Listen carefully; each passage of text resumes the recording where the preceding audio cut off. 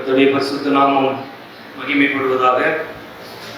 கிறிஸ்து இயேசுவுக்குள் அருமையான போதகர் அவர்களுக்கும் அன்பான அனைத்து விசுவாசிகளுக்கும் இந்த வார்த்தையை கேட்கிறதான அனைத்து தேவ பிள்ளைகளுக்கும் எனது அன்பான காலை வணக்கத்தை முதலாவது நான் உங்களுக்கு தெரிவித்துக் கொள்கிறேன்.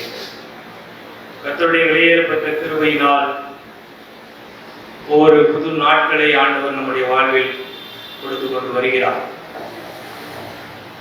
எத்தனையோ பேர் இந்த நாளை பார்க்க வேண்டும் என்று விரும்பினவர்கள் இல்லை. ஆனால் ஆண்டவர் அவருடைய கிருபையின் நிமித்தமாக நம்முடைய ஜீவனை கூட்டிக் கொடுக்கிறார். அதற்காக நாம் ஆண்டவருக்கு நன்றி செலுத்த வேண்டும். இந்த புதிய மாதத்திலும் இந்த முதலாவது ஞாயிற்றுக்கிழமை காலை வேளையிலே கர்த்தருடைய வார்த்தைக்கு நேராக நாம் கடந்து செல்வோம். 2 நாளாகமத்தின் புஸ்தகம் 14வது அதிகாரம் 11வது வசனம். ஆசா தன் தேவனாகிய கர்த்தரை நோக்கி கூப்பிட்டு, கர்த்தாவே, பலமுள்ளவனுக்காகிலும் பலன் அற்றவனுக்காகிலும் உதவி செய்கிறது உமக்கு லேசான காரியம். எங்கள் தேவனாகிய கர்த்தாவே, எங்களுக்கு துணை நில்லும். உம்மை சார்ந்த உம்முடைய நாமத்திலே ஏராளமான இந்த கூட்டத்திற்கு எதிராக வந்தோம். கர்த்தாவே, நீர் எங்கள் தேவன், மனுஷன் உம்மை மேற்கொள்ள விடாதேயும் என்றார். ஆசா என்று சொல்லப்படுகின்றதான யூதாவின் ராஜா ஏறெடுத்த ஒரு ஜெபத்தை தான் இந்த நாளிலே நாம் தியானிக்க போகின்றோம். என்ன ஜெபம் செய்கிறார் என்று சொன்னால், கர்த்தாவே, பலமுள்ளவனுக்காகிலும் பலன் அற்றவனுக்காகிலும் உதவி செய்கிறது உமக்கு லேசான காரியம். உதவி செய்வது உமக்கு லேசான காரியம். Lord, it is nothing for you to help. ஒருவருக்கு உதவி செய்ய வேண்டும் என்பது ஆண்டவருக்கு ஒரு பெரிய காரியமே அல்ல, ஒரு லேசான காரியம். இன்றைக்கு எல்லாருக்கும் உதவி தேவைப்படுகிறது. இன்றைய சூழ்நிலையிலே முழு உலகத்திற்கும் உதவி தேவைப்படுகின்றது. பணக்காரர்களுக்கும் உதவி தேவைப்படுகின்றது, ஏழைகளுக்கும் உதவி தேவைப்படுகின்றது. இந்த உதவி எங்கே இருந்து கிடைக்கும் என்று சொன்னால், உன்னதத்தில் இருந்து வானத்தையும் பூமியில் படைத்த சர்வ வல்லமையுள்ள தேவனாகிய கர்த்தரிடத்தில் இருந்து மாத்திரம்தான் ஒத்தாசை வந்தால் நம்முடைய தேவைகள் சந்திக்கப்படும். எத்தனையோ தேசத்துக்கு உதவி செய்தவர்கள் இன்றைக்கு உதவியை கரம் நீட்டி பெற்றுக் கொள்வதற்கு காத்துக் கொண்டிருக்கின்றதை பார்க்கிறோம். ஒவ்வொரு நாளும் நடத்துகின்ற விதம் மிக மிக தெளிவாக நமக்கு தெரிகின்றது. ஆண்டவருடைய உதவி இல்லை என்றால் இந்த பூமியிலே நாம் வாழ முடியாது. அதனால்தான் ராஜா சொல்லுகிறார், உதவி செய்கிறது உமக்கு லேசான காரியம் ஆண்டவரே. உங்களால் தான் இந்த உதவிகளை செய்ய முடியும், அதை உமக்கு லேசான ஒரு காரியம். அந்த வசனத்துல பாருங்க, கர்த்தரை நோக்கி கூப்பிடுகிறார், கர்த்தாவே என்று அழைக்கிறார், கர்த்தாவே என்று அழைக்கிறார், கர்த்தாவே என்று அழைக்கிறார். 3 முறை கர்த்தாவே என்று அழைக்கின்றதை நாம் பார்க்கின்றோம். முதல் கர்த்தாவே சாதாரணமா சொல்றாரு, கர்த்தாவே, பலமுள்ளவனுக்காகிலும் பலனற்றவனுக்காகிலும் உதவி செய்கிறது உமக்கு லேசான காரியம் கர்த்தாவே என்று அழைக்கிறார். இரண்டாவது என்ன சொல்கிறார்? எங்கள் தேவனாகிய கர்த்தாவே. இவர் யாருடைய தேவன்? எங்கள் தேவன். அங்கே இருக்கிறதான இஸ்ரவேலின் தேவன். தனக்காக ஒரு ராஜ்யத்தை ஏற்படுத்தின ஆண்டவர். ஆபிரகாமின் மூலமாக எகிப்து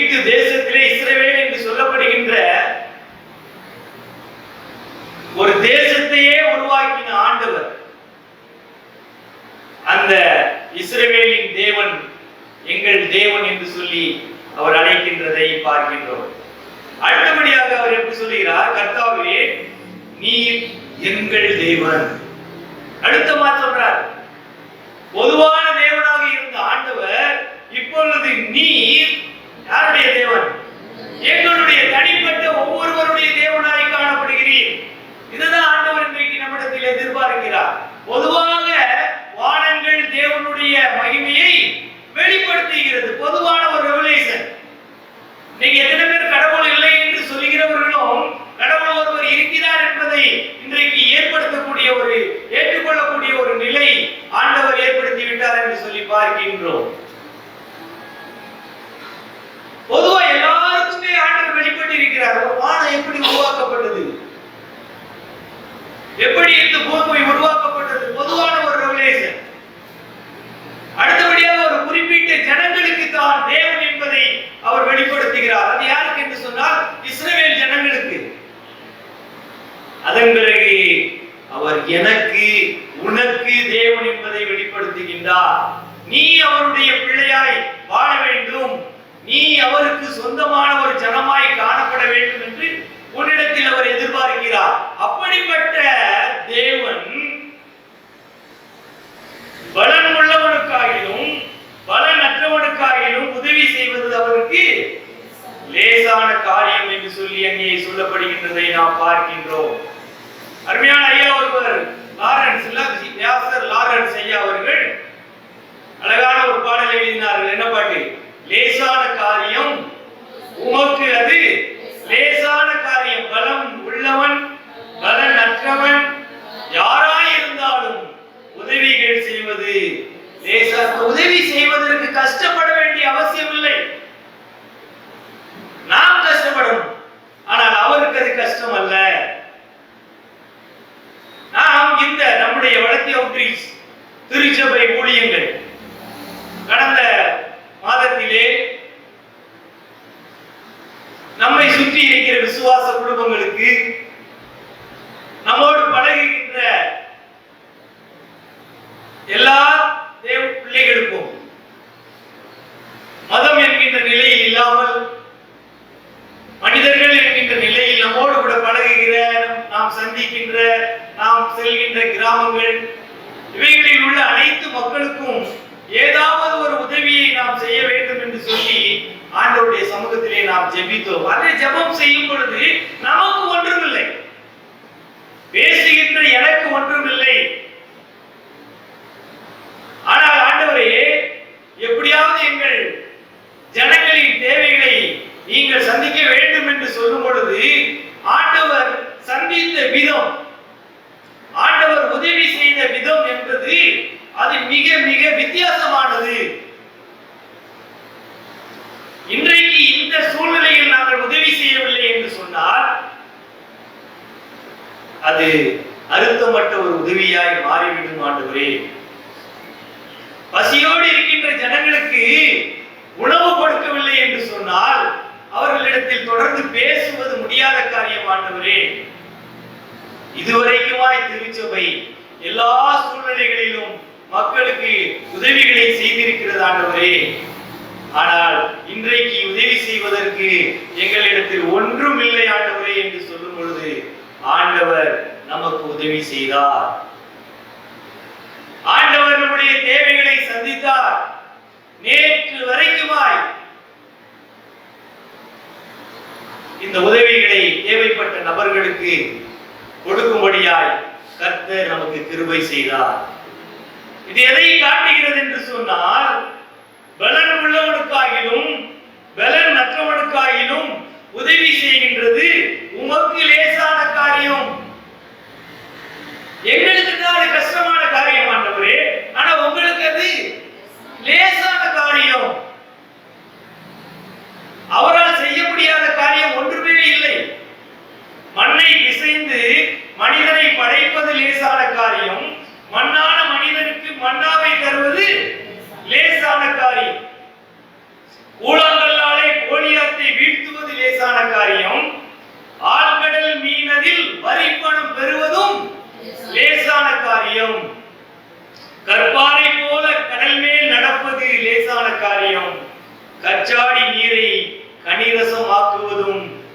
லேசான காரியம். பெருமழை பெய்தும் வேலையை காப்பது லேசான காரியம்.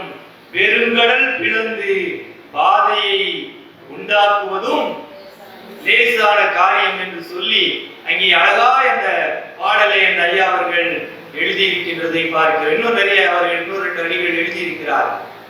ஆகவே அன்பான கர்த்தருடைய பிள்ளைகளே, தேவனை ஒரு மனிதன் சார்ந்து வாழும் பொழுது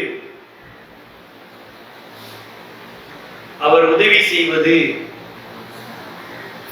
அவர் நம்மை நினைத்து பார்ப்பது, நம்முடைய தேவைகளை சந்திப்பது மிகவும் எளிதான காரியம்.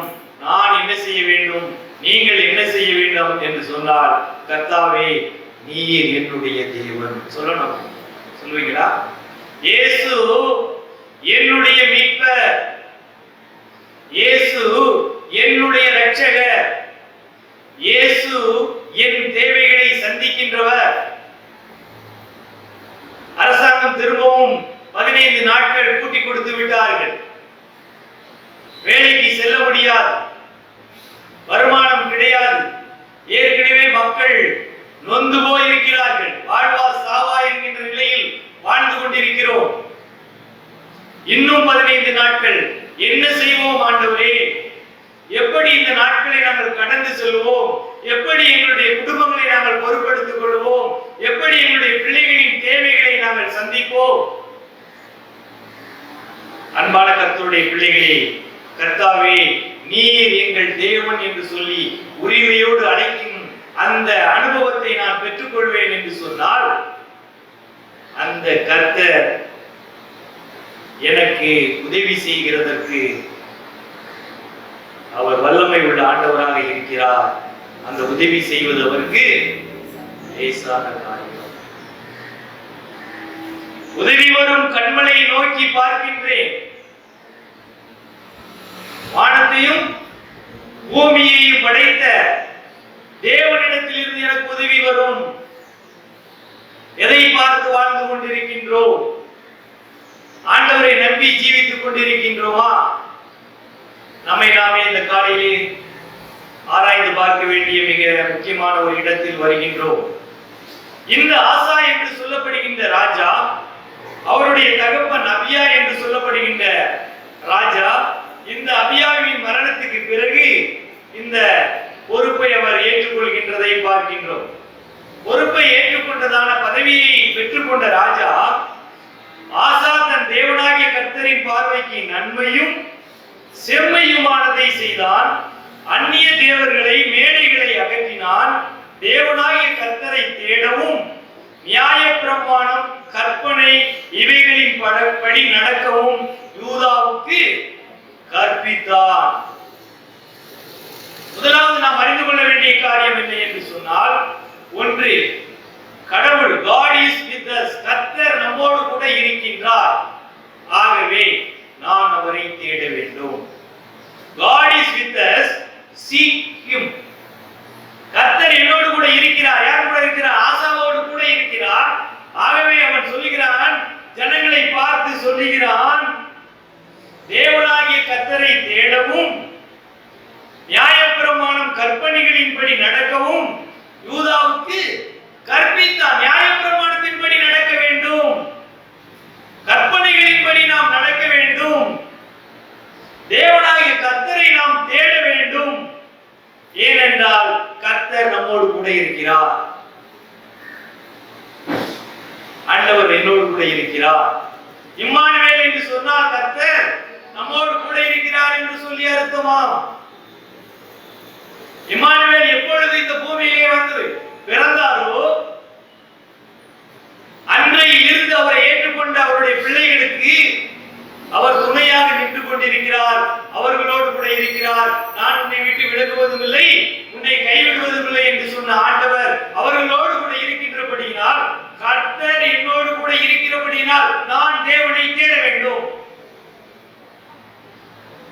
அவர் என் கூட இருக்கிறார், அதனால பிரசாத பண்ணி இருக்க கூடாது. கர்த்தர் அங்கே ஆசாவோடு கூட இருந்தபடியினால் அவன் தேவனை தேட ஆரம்பிக்கிறான். தேடும்படியாய் தன்னுடைய ஜனங்களை ஏவி விடுகிறான். கற்பனையின்படி நடவுங்கள், நியாயப்பிரமாணத்தை பின்பற்றுங்கள். இன்றைக்கு பார்க்க கற்பனையா பாரம்பரியமா என்கின்ற பிரச்சனையில் வாழ்ந்து கொண்டிருக்கிறது திருச்சபை. பாரம்பரியம் சொல்கின்ற பிரகாரம் நாங்கள் வாழ்வதா அல்லது கர்த்தருடைய கற்பனைகளின்படி வாழ்வதா? இயேசு கிறிஸ்துவின் காலத்தில் இந்த பிரச்சனை வருகிறது. கை கழுவாமல் சாப்பிடுவதா? வெள்ளையடிக்கப்பட்ட சுவர் போன்ற ஒரு கல்லறையை போன்ற ஒரு நபராய் வாழ்வதா அல்லது ஆண்டவர் கற்பிக்கின்ற அவருடைய கற்பனைகளை கடைபிடிப்பது நலமா? யோசித்து பாருங்க. இப்படிப்பட்டதான பிரச்சனையை கிறிஸ்து இயேசுவின் காலத்திலும் சபையை சந்தித்தது. இன்றைக்கும் பாரம்பரியத்திற்கு முக்கியத்துவம் கொடுக்கிறவர்கள் ஏராளம், கர்த்தரை தேடுகிறவர்கள் மிகவும் குறைவு. உபவாசம் இருக்கணும் 40 நாட்கள். 2 நாட்களை சரியான முறையில் கடைபிடிக்க வேண்டும். பல தீர்மானங்களை எடுக்கின்றோம். எத்தனை பேர் கர்த்தரை தேட வேண்டும் என்கின்ற நிலையில் காணப்படுகின்றோம்? கர்த்தரை தேடும் பொழுது என்ன நடைபெறுகிறது என்று சொன்னால், ராஜ்யம் அமெரிக்கையாக இருக்கின்றது. இளைப்பாறுதலை ஆண்டவர் கட்டளையிட்டபடியால் யுத்தம் இல்லாத இருக்கிறது. தேசம் அமைதியாக இருக்கிறது. தேசம் அமைதியாக இருக்கும் பொழுது தேசத்தை கட்டி எழுப்புவோம் என்று சொல்லி அங்கே அவன் ஜனங்களை ஏவி பட்டணங்களை கட்டுகின்ற ஒரு நபராக காணப்படுகின்றதை பார்க்கின்றோம். 15வது அதிகாரம் 2வது வசனத்தில் சொல்கிறார், சகல மனுஷரே கேளுங்கள், நீங்கள் கர்த்தரோடு இருந்தால் அவர் உங்களோடு இருப்பார். நீங்கள் அவரை தேடினால் உங்களுக்கு வெளிப்படுவார். அவரை விட்டு விட்டீர்களே ஆகில் அவர் உங்களை விட்டு விடுவார். இதுதான் கடந்த வாரத்தில் நாம் பிரசங்கம் பண்ணோம். தேடுங்கள் கண்டடைவீர்கள், கேளுங்கள் கொடுக்கப்படும், தட்டுங்கள் திறக்கப்படும். நீங்கள் அவரோடு கூட இருந்தால் அவர் உங்களோடு கூட இருப்பார். அவர்தான் நம்மளை முன்னால தெரிந்து கொண்டார். அவர்தான் நமக்காக தன்னுடைய ஜீவனை கொடுத்தார். நாம் அவரை தெரிந்து கொள்ளவில்லை, அவர் நம்மை தெரிந்து கொண்டார். இப்பொழுது அவர் நம்மிடத்தில் என்ன எதிர்பார்க்கிறார் என்று சொன்னால், நாம் அவரோடு கூட இருக்க வேண்டும். நாம் அவரை தேடுகின்ற பிள்ளைகளாக இருக்க வேண்டும். அப்படி அவரை நாம் தேடும் பொழுது நமக்கு உதவி செய்வது அவருக்கு லேசான காரியம். யாராவது பட்னியா அவருடைய பிள்ளைகள் இந்த காலங்களில் படுக்கைக்கு செல்கிறீர்களா? ஏதாவது ஒரு விதத்தில் ஆண்டவர் நம்மை போஷிக்கிறாரா இல்லையா? ஏதாவது ஒரு நபர் மூலமாய் கர்த்தர் நம்முடைய தேவைகளை சந்திக்கிறாரா இல்லையா? அந்த சந்திப்பை செய்வது அவருக்கு மிகவும் லேசான காரியம். ஆகவே அருமையான கர்த்தருடைய பிள்ளைகளே, நாம் அவரை தேட வேண்டும் என்று சொல்லி அவர் விரும்புகிறார். மத்தேயு 11:27 சொல்றார், வருத்தப்பட்டு பாரம் சுமக்கிறவர்களே, நீங்கள் எல்லாரும் என்னிடத்தில் வாருங்கள், நான் உங்களுக்கு இளைப்பாறுதல் தருவேன். உங்கள் ஆத்துமாக்கு இளைப்பாறுதலை நான் தருவேன். நீங்க வாங்க என்கிட்ட. ஆலயத்தில் வந்து தொழுது கொள்ள முடியவில்லை. ஆலயத்தை இன்றைக்கு அரசாங்கமானது அங்கே இந்த நோயின் நிமித்தமாக, கொரோனாவின் நிமித்தமாக கூடுகின்ற நிலைமையை அரசு இன்றைக்கு தடுத்து வைத்திருக்கிறார்கள். அது நம்முடைய நன்மைக்காகவே நடைபெறுகின்ற ஒரு காரியம். நாம் அழிந்து போக கூடாது என்பதற்காக தனித்திருங்கள், விலகியிருங்கள் என்று சொல்லி பல சட்டங்களை அரசாங்கம் இன்றைக்கு தேசத்திற்கு, நாட்டிற்கு கொடுக்கப்பட்டிருக்கின்றதை நாம் பார்க்கின்றோம். இந்த சூழ்நிலையிலே ஆலயம் அடைக்கப்பட்டிருக்கிறது, ஆனால் ஆராதனைகள் நடைபெற்றுக் கொண்டிருக்கிறது. ஒரு ஆலயம் அடைக்கப்பட்டிருக்கிறது, அந்த ஆலயத்தை சார்ந்த 50 வீடுகளில் ஆலயம் நடைபெற்றுக் கொண்டிருக்கிறது. கர்த்தருடைய பிள்ளைகள் கூடி ஜெபிக்கிறார்கள், வேதத்தை தியானிக்கிறார்கள், சபைகளுக்காக ஜெபிக்கிறார்கள், தேசத்துக்காக ஜெபிக்கிறார்கள். ஆகவே அடைத்தது ஒன்றாக இருந்தாலும் திறந்திருப்பது ஆயிரக்கணக்காய் காணப்படுகின்றது. அன்பான கர்த்தருடைய பிள்ளைகளே, ஆகவே கர்த்தர் நம்மோடு இருக்கிறார். அதனால் நாம் அவரை தேட வேண்டும். பஞ்சம் வந்துருச்சு, நோய் வந்துருச்சு, அதனால நான் என் பிள்ளைகளை எல்லாம் விட்டுட்டு நான் விலகிறேன்னு சொல்றார் ஆண்டவர்?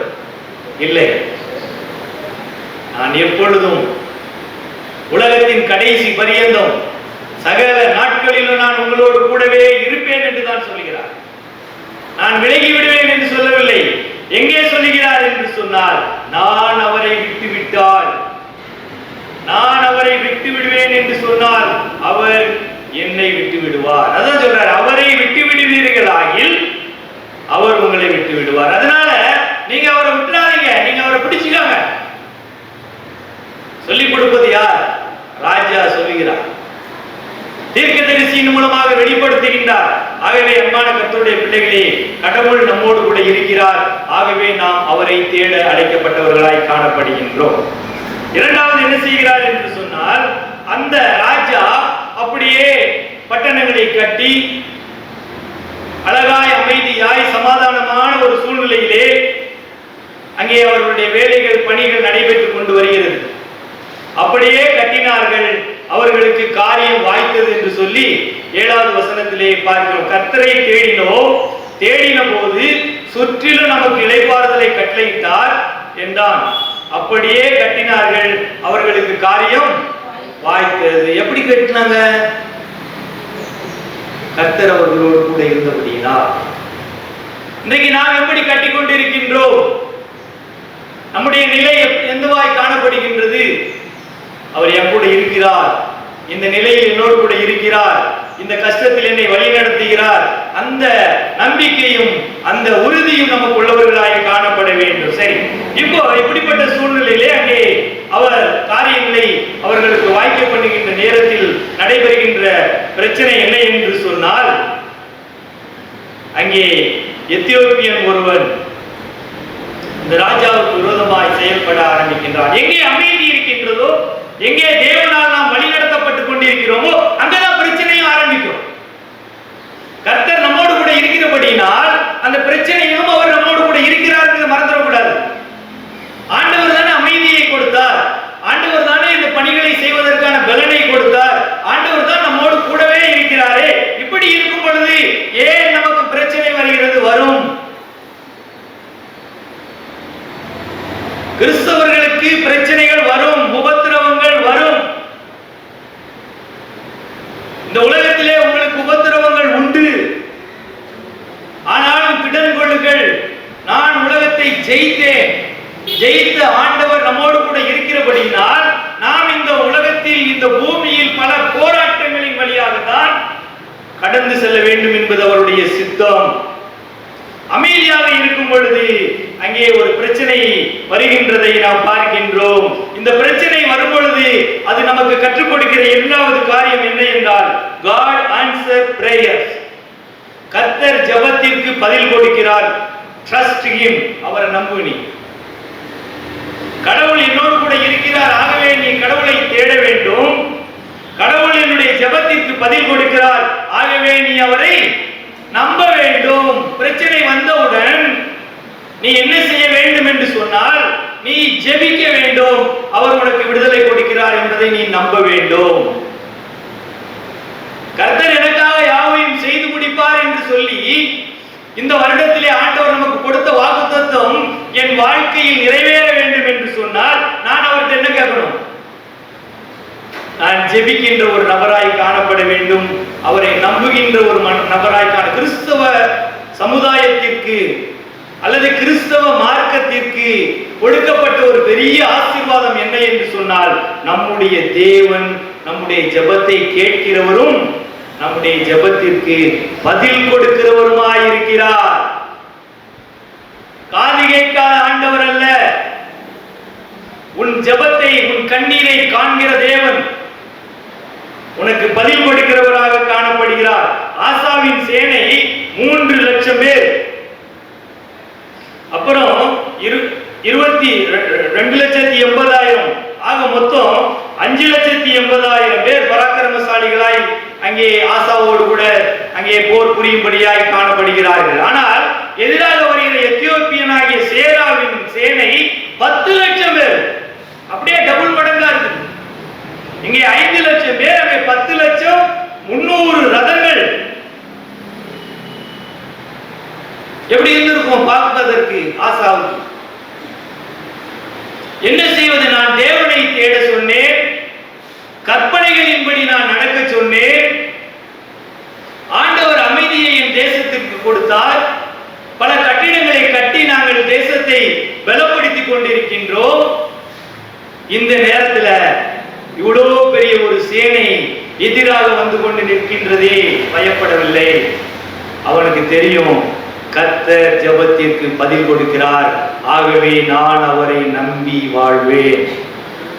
கர்த்தர் என்னுடைய ஜெபத்திற்கு பதில் கொடுக்கிறார், ஆகவே நான் அவர் மேல் நம்பிக்கையாக இருப்பேன். 11வது வசனத்தில் ஆசா தன் தேவனாகிய கர்த்தரை நோக்கி கூப்பிட்டு, அப்பதான் கூப்பிட்டு சொல்லுகிறான், பலன் உள்ளவனுக்கும் பலன் அற்றவனுக்கும் உதவி செய்கிறது உமக்கு லேசான காரியம் ஆண்டவரே. ஒருவேளை நான் பலன் குறைந்தவன் 5 லட்சத்தோடு நின்று கொண்டிருக்கிறேன், அவன் பலன் உள்ளவன் 10 லட்சத்தோடு கூட நின்று கொண்டிருக்கிறான். ஆனால் 2 பேருக்கும் இடையிலே உதவி செய்வது உமக்கு லேசான காரியம். திரளான ஜனங்கள் எனக்கு விரோதமாய் காணப்படலாம், 10 லட்சம் பேர், ஆண்டவர் ஒருத்தர் தான். யோசிச்சு பாருங்க, 10 லட்சத்துக்கும் 1க்கு எவ்வளவு டிஃபரெண்ட் இருக்கு. ஒரே ஒரு நபர், அந்த ஒரு நபர் அவருடைய பிள்ளைகளுக்கு உதவி செய்வதற்கு வல்லவராக இருக்கிறார்.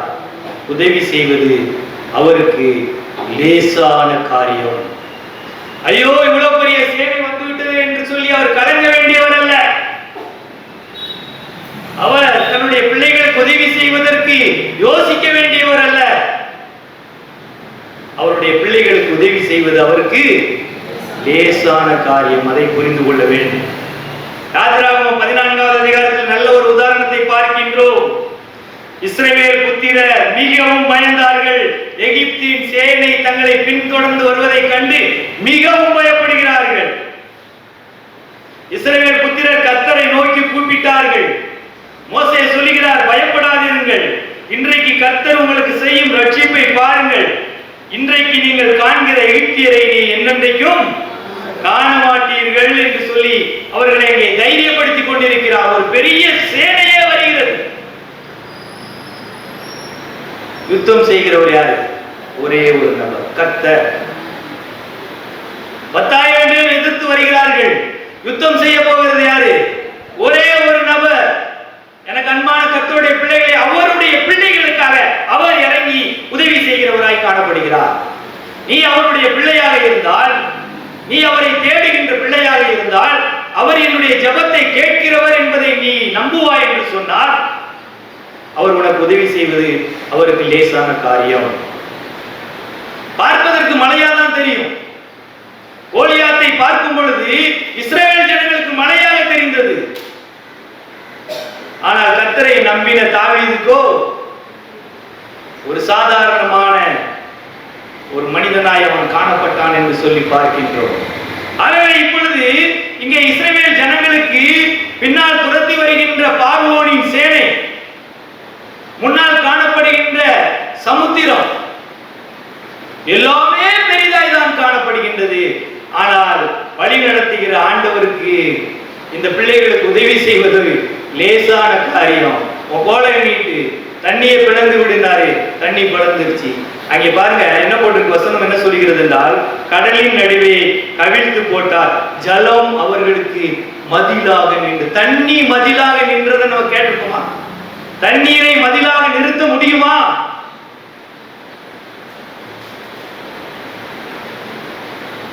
பலன் உள்ளவனுக்கும் பலன் அற்றவனுக்கும் உதவி செய்வது ஆண்டவராகிய இயேசு கிறிஸ்துவுக்கு லேசான காரியம். காரணம் என்ன என்று சொன்னால், அவர் நம்முடைய ஜெபத்திற்கு பதில் கொடுக்கிற ஆண்டவராய் காணப்படுகிறார். அவர் நம்மோடு கூட இருக்கிறார். ஆகவே நாம் அவரை தேட வேண்டும். அவர் நம்முடைய ஜெபத்திற்கு பதில் கொடுக்கிறார். ஆகவே நாம் அவரை நம்ப வேண்டும். இப்ப அங்கே ஜெபிக்கிறார். அங்கே 12வது வசனத்துக்கு வரும்பொழுது, கர்த்தர் அந்த எத்தியோப்பியரை ஆசாவுக்கும் யூதாவுக்கும் முன்பாக முறியடித்ததினால் எத்தியோப்பியர் ஓடி போனார்கள். நல்லா பாருங்க, யார் முறியடித்தார்கள் போட்டிருக்கு. அதாவது 2 நாளாகவும் 20:20 வரும் பொழுது அங்கே யோசபாத்தின் வாழ்வை குறித்து நாம் ஏற்கனவே பல முறை தியானித்து இருக்கின்றோம். அந்த பகுதிக்கு நாம் கடந்து வரும் பொழுது அங்கே என்ன நடைபெறுகிறது என்றால், கர்த்தரை தேடுகிறார்கள். கர்த்தருடைய சமூகத்திலே அவர்கள் அங்கே ஜெபிக்கிறார்கள். அப்ப ஆண்டவர் சொல்றாரு, இந்த யுத்தம் உங்களுடையதல்ல,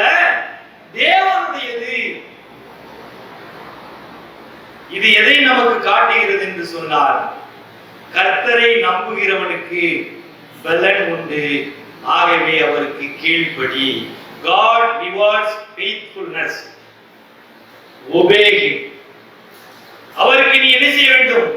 கீழ்ப்படிய வேண்டும். உனக்கு நீ கர்த்தரை நம்புகிறபடியினால், அல்லது நீ கர்த்தரின் மேல் விசுவாசம் உள்ள நபராய் காணப்படுகிறபடியினால், நீ கர்த்தரை உன் வாழ்வில் உண்மையாய் அவரை பின்பற்றுகின்றபடியினால் உனக்கு பலன் உண்டு. அதனாலதான் 15வது அதிகாரம் 2:15 சொல்றாரு, உங்கள் கிரியைகளுக்கு பலன் உண்டு. அப்ப நான் ஆண்டவரை தேடணுமா இல்லையா? நான் ஆண்டவரை நோக்கி ஜெபிக்கணுமா இல்லையா? நான் ஆண்டவரை விசுவாசிக்கணுமா இல்லையா? நான் கர்த்தரை நம்பி வாழணுமா இல்லையா? அதைதான் இங்கே ஆசா செய்கிறார். அப்பொழுது ஆண்டவர் என்ன செய்கிறார் என்று சொன்னால், அந்த ஜனங்களை அவர் என்ன செய்கிறார்? முறிந்து ஓடும்படியாய் அவர் செயல்படுத்துகிறார் என்று சொல்லி பார்க்கின்றோம். அதே போல அங்கே யோசபாத்தின் வாழ்க்கையிலும் அவர் என்ன செய்கிறார் என்றால், எதிர்த்து வந்ததான ஜனங்களை ஒருவரும் தப்பி போகவில்லை. விழுந்து கிடக்கிற அவர்கள் தரையிலே விழுந்து கிடக்கிற பிரேதங்களாய் காணப்பட்டார்கள் என்று சொல்லப்படுகிறது. அந்த அளவுக்கு ஒரு பெரிய மாற்றம், ஒரு போராட்டம் எப்பொழுது வந்தது என்று சொன்னால், தேவனை நோக்கி ஜெபித்த பொழுது நடைபெற்றது என்று சொல்லி பார்க்கிறோம். ஆகவே எந்த ஒரு மனிதன் தேவன் மேல் நம்பிக்கையாக இருக்கிறானோ அவனை ஆண்டவர் என்ன செய்கிறார்? காப்பாற்றுகிறார். அப்படி அவர் என்னை காப்பாற்றுகிறபடினால் நான் என்ன செய்ய வேண்டும் என்று அவர் என்னிடத்தில் எதிர்பார்க்கிறார் என்றால், நான் அவருக்கு கீழ்ப்படிய வேண்டும். கர்த்தரை நம்புங்கள், அப்பொழுது நிலைப்படுவீர்கள். அவருடைய தீர்க்கதரிசிகளை நம்புங்கள், அப்பொழுது சித்தி பெறுவீர்கள். நீங்கள் பயப்படாமலும் கலங்காமலும் இருங்கள். இந்த யுத்தம் உங்களுடையதல்ல, தேவனுடையது. விழுந்து கிடக்கிற பிரேதங்களாய் கண்டார்கள், ஒருவரும் தப்பவில்லை. இந்த விதமான ஒரு விடுதலை எப்பொழுது கிடைத்தது என்று சொன்னால், நீ அவர் மேல் வைத்த நம்பிக்கைக்கு கிடைத்ததான பலன். நீ அவரை முழுவதுமாய் விசுவாசித்தவரை பின்பற்றினபடியால் உனக்கு கிடைத்ததான ஆசீர்வாதம். தானியேல் 3வது அதிகாரத்தில் பார்க்க 25ல 3 பேரை தூக்கி எங்க போடுறாங்க?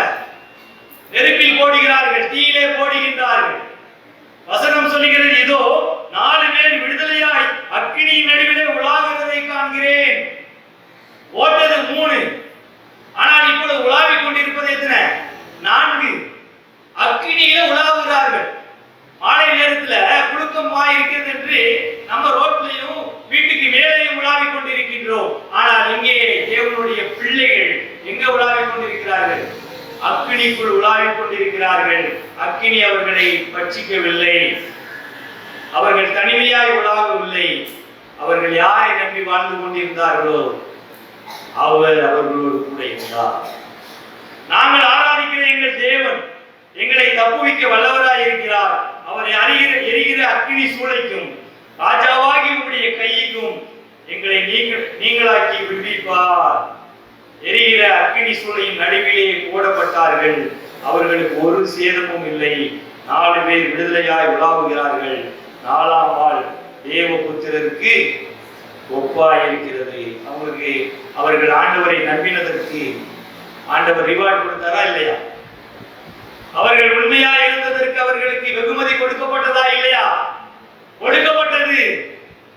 ராஜாவின் முன்பாக விடுதலையாய் ஆண்டவராகிய இயேசு கிறிஸ்து அவர்களோடு கூட இருக்கிறார் என்பதை அங்கே வெளிப்படுத்துவார். அதுதான் ரிவார்டு. நாம் தேவனுடைய பிள்ளைகள் என்பதுதான் நமக்கு கிடைக்கின்ற ரிவார்டு. நான் யாரு? பாவி, தேவ மகிமையை அற்றவன், இழந்து போனவன். இயேசு கிறிஸ்துவை நான் ஏற்றுக்கொள்ளும் பொழுது, நான் அவரை தேடும் பொழுது, அவருடைய வார்த்தைக்கு நான் கீழ்ப்படியும் பொழுது நான் யாராக மாற்றப்படுகிறேன்? அவருடைய பிள்ளையாய் மாற்றப்படுகிறேன். நான் இயேசுவின் பிள்ளையாக மாற்றப்படுகின்றேன். ஆகவே நான் என் தகப்பனுக்கு நான் கீழ்ப்படிவேன்.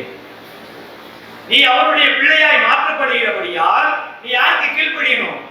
தகப்பனுக்கு கீழ்ப்படிய வேண்டும். சீக்கிரம் அவரை தேட வேண்டும்.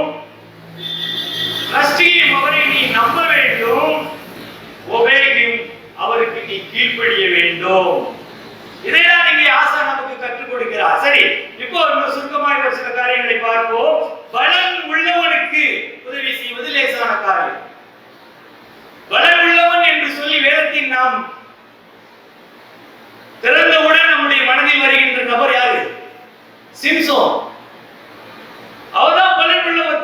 மனிதனாய் இந்த பூமியிலே வாழ்ந்ததாக வேதம் நமக்கு அழகாய் சொல்லுகின்றது. அவனுடைய பிறப்பு ஒரு அதிசயம். ஒரு மலடிக்கு கர்ப்பத்தை ஆண்டவர் திறந்து கொடுத்து ஒரு குழந்தையை பெறும்படியாய் உதவி செய்து பெலிஸ்தியர்களின் கைக்கு அவர்களை நீங்களாக்கி ரட்சிப்பதற்காக ஒரு நியாயாதிபதியாய் இந்த சிம்சோன் பிறக்கிறான் என்று சொல்லி பார்க்கிறோம். நிறைய விளக்கங்கள் சொல்ல விரும்பவில்லை, எல்லாம் உங்களுக்கு தெரிந்த ஒரு காரியம். கெர்ச்சிக்கிற பால சிங்கம் எதிரே வருகிறது சிம்சோனுக்கு எதிரில். அந்த பால சிங்கத்தை தன் கையில் ஒன்றும் இல்லாதிருந்தது ஒரு ஆட்டுக்குட்டியை கிழித்து போடுவது போல கிழித்து போட்டான். கையில ஒரு ஆயுதம் இல்லை, ஆனால் ஒரு பால சிங்கத்தை என்ன செஞ்சிருந்தான்? கிழித்து போடுகிறான். அப்ப எவ்வளவு பெரிய பலம் நிறைந்த ஒரு மனிதனாய் அவன் காணப்பட்டிருப்பான். 300 நரிகளை பிடிச்சு வாளோடு வாள் சேர்த்து 2 வாள்களுக்கு நடுவே பந்தங்களை கட்டி அந்த பந்தங்களை கொளுத்தி பெலிஸ்தரின் வேளாண்மைக்குள் விட்டு அவர்களுடைய பயிர், திராட்சை தோட்டம், ஒளிவ தோப்பு எல்லாத்தையும் சுட்டி இருக்கிற ஒரு நாயை பிடிக்க முடியாது நம்மளால. 300 நரிகளை பிடிச்சு கட்டுறான். எவ்வளவு திறமைசாலி, எவ்வளவு பலம் நிறைந்த ஒரு மனிதன். அவனை கட்டுகின்ற கயிர்களை ஒரு நூலை அறுப்பது போல அறுத்து போட்டான் என்று சொல்லப்படுகின்றது. ஒரு கழுதையின் தாடை எலும்பை எடுத்து 1000 பேர் கொலை செய்யறான். ஊட்டி வைத்திருந்ததான வீட்டின் கதவு 2 நிலைக்கால்கள் தாழ்பாலோடு சேர்த்து அப்படியே பிச்சு எடுத்துட்டு தோல் மேல வச்சு நடந்து போறான். இவ்வளவு திறமை நிறைந்த பலம் நிறைந்த ஒரு மனிதன் ஒரு பெண்ணின் மடியில் படுத்துக் கொண்டிருக்கின்றான். தன் பலத்தின் ரகசியத்தை வெளிப்படுத்தி விடுகிறான். அவனுடைய தலை முடியானது சிரைக்கப்படுகிறது. அவனுடைய பலன் அவனை விட்டு போய்விட்டது. வேதனையான ஒரு நிலை. அவன் கண்கள் பிடுங்கப்பட்டு விட்டது.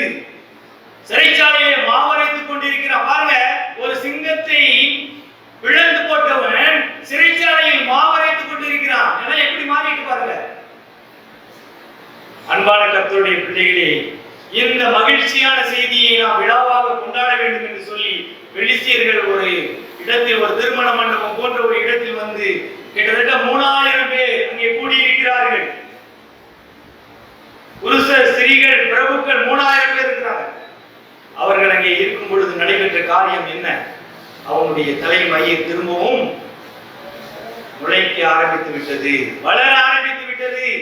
அவனுடைய பலன் திரும்பவும் வர ஆரம்பித்து விட்டது. பலன் உள்ளவனுக்கு உதவி செய்வது ஆண்டவருக்கு லேசான காரியம். அப்பொழுது சிம்சோன் கர்த்தரை நோக்கி கூப்பிட்டு, கர்த்தராகிய ஆண்டவரே, இந்த ஒரு விசை மாத்திரம் என்னை நினைத்தருளும். தேவனே பலப்படுத்தும். 2 கையினால் 2 தூண்களை அசைத்து தள்ளினான். வீடு இடிந்து விழுந்தது.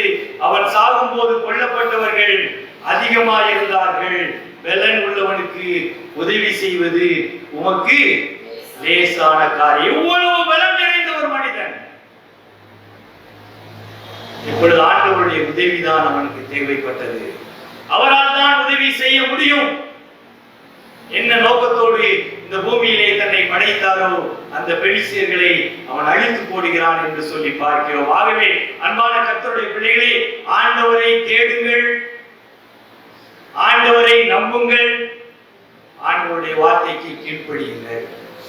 பலன் அற்றவன் என்று சொல்லி பார்த்தால் வேதாகமத்தில் ஏராளமான அற்புதங்கள் நடைபெற்றிருக்கிறதை நாம் பார்க்கின்றோம். ஒரே ஒரு காரியத்தை சுருக்கமாய் சொல்லி முடிந்துகிறேன். யோவான் 5வது அதிகாரம் 5வது வசனத்திலே பார்க்கிறோம். 38 வருடம் வியாதி கொண்டிருக்கின்ற ஒரு மனிதன் அங்கே படுத்துக் கொண்டிருக்கிறான். எப்பொழுதாவது அந்த குளம், அவன் இருக்கின்றதான அந்த பெலஸ்தா என்று சொல்லப்படுகின்ற அந்த குளம், அதில் தண்ணீர் கலக்கப்படும். அந்த தண்ணீரில் யார் முந்தி இறங்குகிறார்களோ அவர்களுக்கு சுகம் கிடைக்கும். எப்பேற்பட்ட வியாதியஸ்தனுக்கு சுகம் உண்டு. இரக்கத்தின் வீடு என்று சொல்லி அழைக்கப்படுகின்றது அந்த இடம். எல்லாருடைய நோக்கமும் எல்லாருடைய சிந்தையும் எதுவாக இருக்கிறது என்று சொன்னால், எப்பொழுது தண்ணீர் கலக்கப்படும். கலக்கிறது நான் பார்த்துட்டு உள்ள இறங்கிருங்கிற அந்த கோணத்தில் அவர்கள் கிட்டத்தட்ட நம்ம ஊர்ல மியூசிக் சேர் நடத்துவாங்க பாருங்க, விளையாட்டு மியூசிக் போடுவாங்க, சுத்திக்கிட்டே வருவாங்க. ஒரு சேர் 10 பேருக்கு 9 சேர் தான் இருக்கும். மியூசிக் நிறுத்தின உடனே என்ன செஞ்சோம் போய் அந்த சேர்ல உட்கார்ந்துடணும், ஒருத்தருக்கு இடம் கிடைக்காது. அப்புறம் அடுத்த சேர தூர எடுக்கணும். இப்படியே கடைசியில வந்து ஒரு சேர் இருக்கும், 2 பேர் சுற்றி வருவார்கள், யாராவது ஒருவர் வெற்றி பெறுவார்கள். அதுபோல அன்பான கர்த்தருடைய பிள்ளைகளே, யார் கலக்கும் பொழுது இறங்குகிறானோ அவனுக்கு விடுதலை. சில சமயங்களில் தேவதூதன் ஒருவன் அந்த குளத்தில் இறங்கி தண்ணீரை கலக்குவான். கலக்கின பின்பு யார் முந்தியதில் இறங்குவானோ அவன் எப்பேற்பட்ட வியாதியஸ்தனாய் இருந்தாலும் சொஸ்தமாவான். 38 வருஷமா ஒருத்தர் காத்துட்டு இருக்கான். ஒரு நாள் 2 நாள் அல்ல, 38 வருஷமா. ஒருவேளை அங்கே வந்து போய்கொண்டிருக்கிற நபர்கள் இவன் நிலையை பார்த்து இத்தனை வருஷமா இவன் என்ன செஞ்சிட்டு இருக்கான், இங்கே படுத்துக் கொண்டிருக்கிறானே, இன்றைக்கு இந்த குளத்தை கலக்கும் பொழுது இவனுக்கு உதவி செஞ்சு இவனை நம்ம இறக்கி இவனுக்கு நாம் சுகத்தை வாங்கி கொடுப்போம் என்று சொல்லி உதவி செய்வதற்கு ஒருவரும் இல்லை. நினைத்து பார்ப்பதற்கு ஒருவர்கள் எல்லாம் பார்க்கிறாங்க, ஆனால் யாருடைய கரமும் அங்கே நீட்டப்படவில்லை. பலனற்றவனுக்கு உதவி செய்வது லேசான காரியம். நம்முடைய தேவனாகிய கர்த்தர் பலனற்று படுத்துக் கொண்டிருக்கிற அந்த மகனை பார்த்த பொழுது ஆண்டவராகிய இயேசு கிறிஸ்து அவனை கண்டு வெகு காலமாய் வியாதியஸ்தன் என்று அறிந்து அவனை நோக்கி சொஸ்தமாக வேண்டும் என்று விரும்புகிறாயா என்று கேட்டார். அவனுக்கு யாருன்னு தெரியாது. கேட்கிறார் ஒருவர், சொஸ்தமாக விரும்புகிறாயா? ஐயா, குளத்தில் என்னை கொண்டு போய் விடுவதற்கு உதவி செய்ய யாரும் இல்லையே. இக்குளத்தில் இறங்க வேண்டிய அவசியம் இல்லை. உதவி செய்கிற தேவன் பலனற்றவனுக்கு உதவி செய்வது லேசான காரியம் என்று சொல்லப்படுகின்ற ஆண்டவராகிய இயேசு கிறிஸ்து உன்னை பார்த்து சொல்லுகிறார், எழுந்திரு, உன் படுக்கையை எடுத்துக்கொண்டு நட என்று சொன்னார். உடனே என்கின்ற பதத்தை நாம் அங்கே கவனிக்க வேண்டும். உடனே அந்த மனுஷன் சுஸ்தமாகி தன் படுக்கையை எடுத்துக்கொண்டு நடந்து போனான் என்று சொல்லி பார்க்கிறோம். அருமையான கர்த்தருடைய பிள்ளைகளை யோசனை பண்ணி பாருங்க, வாழ்க்கை எப்படி இருக்கிறது, ஆண்டவர் எப்படி செயல்படுகிறார், பலனற்றவனுக்கு எப்படி உதவி செய்கிறார். நம்முடைய ஊழியத்தில் போன வாரம் 2 வாரமா மண்டை குழம்பி போயிருந்தேன். என் அன்பு போதகர்களுக்கு என்னால் எந்த ஒரு உதவியை செய்ய முடியாத ஒரு சூழ்நிலை. உண்மையை நான் சொல்லுகிறேன். பள்ளிக்கூடத்தில் தான் நான் போயிருப்பேன். காலையில் போனால் மத்தியானம் 2 மணி 3 மணி வரைக்கும் அங்கதான் இருப்பேன். 1 மணிக்கு பிறகு வாட்ச்மேன் போய் விடுவார், யாரும் இருக்க மாட்டாங்க. கதவை சாத்திட்டு நான் அழுவேன், ஆண்டவரே, எங்கள் போதகர்களுக்கு என்னால் ஒன்றும் செய்ய முடியவில்லை அப்பா, பலனற்றவனாக இருக்கிறேனே ஆண்டவரே, இவர் என்னை பலப்படுத்துவதற்கு ஏதாவது ஒரு வழியை காட்டுங்கள் ஆண்டவரே. நமது அன்பு ஜெப நண்பர்களிடத்தில் கான்டாக்ட் பண்ணா, இங்கிலாந்தில் இருக்கிற எந்த பேங்க்லையும் வெளிநாட்டுக்கு பணம் அனுப்புவது டிரான்சாக்சனே கேன்சல் போட்டிருக்கிறார்கள். என்ன செய்வது என்று தெரியவில்லை, யாரிடத்தில் போய் கேட்பது என்று தெரியவில்லை. கண்ணீரோடு கதறிக்கொண்டு வீட்டிலே ஜெபம் நடக்கும் பொழுது வீட்டிலேயே நான் ஜெபிப்பது அதுவாதான் இருக்கும். அதிகமாக நான் ஜெபித்து, ஆண்டவரே, எங்கள் போதகர்களை நீர் போஷிக்க வேண்டும் அப்பா. எவ்வளவு கஷ்டங்களில் அவர்கள் வாழ்ந்து கொண்டிருக்கிறார்கள். எல்லா முழு உலகத்தின் மேல் எனக்கு கவலை இல்லை, என் அன்பு போதகர்களின் மேல் அதிகமான கவலை. அதுக்கு பிறகுதான் எங்கள் விசுவாசிகளின் மேல் கவலை, அதன் பிறகு என் நண்பர்களின் மேல் கவலை, அதன் பிறகு பெற்றோர்களின் மேல் கவலை, அதன் பிறகு குடும்பங்களின் மேல் கவலை.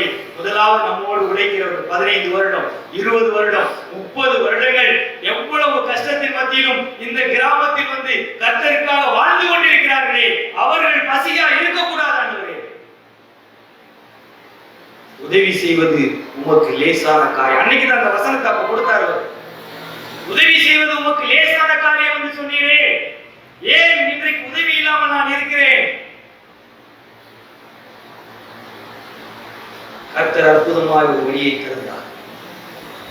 அற்புதமான ஒரு வழியை அவர் திறந்தார். நினைத்து பார்க்க முடியாத ஒரு வழியை திறந்தார். அவருடைய தேவைகளை சந்திக்கும்படியாய் ஆண்டவர் உதவி செய்தார். அவருக்கு மகிமை உண்டாவதாக. ஆகவே அன்பான கர்த்தருடைய பிள்ளைகளே, பலன் உள்ளவனுக்காகிலும் பலன் அற்றவனுக்காகிலும் உதவி செய்வது கர்த்தருக்கு லேசான காரியம். ஆனால் அப்படி லேசான காரியமாய் உதவி செய்கிற அந்த ஆண்டவரை நான் எப்படி பார்க்க வேண்டும் என்று சொன்னால், கர்த்தாவே எங்களுக்கு துணை நின்றும் என்று சொல்லி ஒரு குழுவாய் பார்க்க வேண்டியது அவசியம். கர்த்தாவே நீர் எங்கள் தேவன் என்று சொல்லி தனிப்பட்ட விதத்தில் அவர் மேல் நம்பிக்கை வைக்கிற மனிதனாய் வாழ வேண்டியதும் மிக அவசியமாய் காணப்படுகின்றது. 38 வருடங்கள் உதவி செய்வதற்கு யாரும் இல்லை. ஒரே ஒருவர் வந்து அவனுக்கு உதவி செய்து அவனுடைய சூழ்நிலைகளை மாற்றினார் என்று சொல்லி பார்க்கிறோம். ஒரு வசனத்தை சொல்கிறேன். சங்கீதம் 40:17 சொல்கிறது, நான் சிறுமையும் எளிமையும் ஆனவன், கர்த்தரோ என் மேல் நினைவாயிருக்கிறார். ஆண்டவர் என் மேல் நினைவாக இருக்கிறார். ஆகவே நான் என்ன செய்வேன்? கர்த்தர் என்னோடு கூட இருக்கிறார். ஆகவே நான் அவரை தேடுவேன். கர்த்தர் என் ஜெபத்திற்கு பதில் கொடுக்கிறார். ஆகவே நான் அவரை நம்புவேன். கர்த்தர் என் விசுவாசத்திற்கு வெகுமதி கொடுக்கிறார். ஆகவே நான் அவருக்கு கீழ்ப்படிவேன். Seek him, trust him, obey him. கர்த்தர் நம் அவரையும் ஆசீர்வதிப்பாராக. ஆமென். கிருபை நிறைந்த நல்ல ஆண்டவரே, காலை வேளைக்காய் உமக்கு நன்றி செலுத்துகிறோம். எங்களுடைய வாழ்க்கை உம்முடைய கருத்து. நாங்கள் உம்மை நம்பி வாழ்கிறோம் ஆண்டவரே. ஆண்டவரே, நாம் உம்மை தேடுகிறோம், உம்மை நம்புகிறோம், உமக்கு கீழ்ப்படுகிறோம். எங்களுக்கு உதவி செய்வது உமக்கு லேசான காரியம். எங்களுக்கு துணை நில்லும். மனுஷன் எங்களை மேற்கொள்ள அனுமதியாதே. இரட்சகர் மீட்பருமாகிய ஆண்டவர் இயேசு கிறிஸ்துவின் மூலம் வேண்டிக் கொள்கிறோம். ஜீவனுள்ள நல்ல பிதாவே, ஆமென்.